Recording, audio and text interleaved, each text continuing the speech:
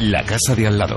El lunes después de La Puerta del Destino estrena. La franja de tarde se ha convertido en el principal talón de Aquiles de Televisión Española, sobre todo desde que desapareció España Directo en junio de 2011, y desde entonces no ha conseguido recuperarse porque Más Gente, el programa que lo ha sustituido, apenas ha registrado un 8 o 9% de cuota media, y luego, por si esto fuera poco, las telenovelas latinoamericanas que emite después de Amar en Tiempos Revueltos tampoco están viviendo su mejor momento. Solo es la producción española Amar en Tiempo Revuelto es la que ha sobrevivido y la que sigue arrasando después de muchos años en antena. En este vídeo nos vamos a preguntar qué es lo que tiene que hacer Televisión Española para arreglar las tardes. Tú, Mireia, ¿qué es lo que crees que debería hacer la cadena pública?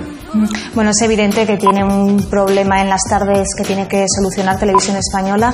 Ahora mismo hay dos géneros de toda la vida, clásicos eternos de la televisión, que están ausentes en la parrilla de la 1, que son el concurso y el talk show. Yo siempre digo que para encontrar las respuestas del futuro muchas veces hay que mirar al pasado. Y si pensamos ahora mismo en dos de los programas que más audiencia han dado a Televisión Española en los últimos tiempos, que hay que remontarse a la época dorada de los finales de los 90, principios del 2000, precisamente eran un concurso, El Precio Justo con Carlos Lozano, y un talk show, Cerca de ti con Óscar Martínez, que superaban el 30% de share, que arrasaban cada tarde. Entonces yo creo que un concurso sería una buena elección.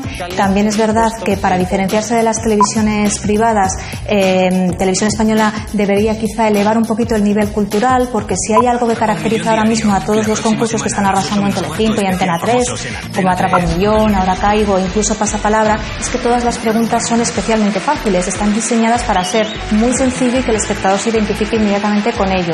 Quizá Televisión Española debería renunciar un poco al show y a ese nivel tan bajo y elevarlo un poquito, porque al fin y al cabo es lo que se espera de una televisión pública, lo cual además no quiere decir que vaya a perder audiencia o que vaya a ser aburrido, porque lo estamos viendo todos los días con Saber y Ganar, el formato killer de la 2, que es el programa más visto, a pesar de que tiene un nivel cultural muy alto. En cuanto a la otra fórmula, la del talk show, el formato más veterano, el Diario de Patricia en Antena 3, ha desaparecido esta temporada y ha dejado un poco huérfana a la televisión de ese género, y creo que Televisión Española podría aprovechar para cubrir ese vacío con un formato, pues ahora, por ejemplo, existe una tendencia internacional que incorpora el elemento coach, que está también muy de moda, al tradicional programa de testimonios, y le da ese punto positivo que quizá es lo que más encajaría también con una televisión pública. Sí, otra de las alternativas yo creo que sería volver a echar mano de los seriales españoles, que creo que es una buena opción, puesto que, como decíamos al principio, Amar en Tiempos Revueltos sigue arrasando, es una serie incombustible, y yo creo que sería la mejor alternativa. También es porque los seriales españoles siempre tienen mejor imagen que los latinoamericanos, porque dan una sensación de producción barata que quizás tampoco le convenga a una televisión de servicio público como es Televisión Española. Luego, además, hay que recordar que la 1 tiene muchas series nacionales de éxito en el prime time, pero pocas diarias, y quizás podría transformar alguna de ellas en serial diario, como ya hizo Antena 3 con El Secreto del Puente Viejo, que fue concebida para emitirse primero en prime time y luego se convirtió en una serie diaria.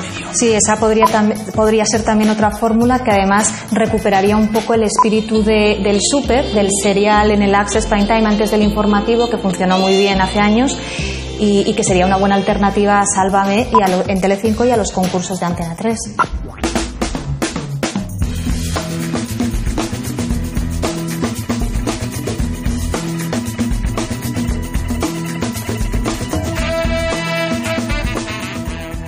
Y ahora llega el momento sponsor. Buscamos una empresa que quiera patrocinar esta sección. Sí, pero empresas con gran visión de futuro, los mejores productos del mercado, porque nuestras recomendaciones van a ser personalizadas y siempre en positivo.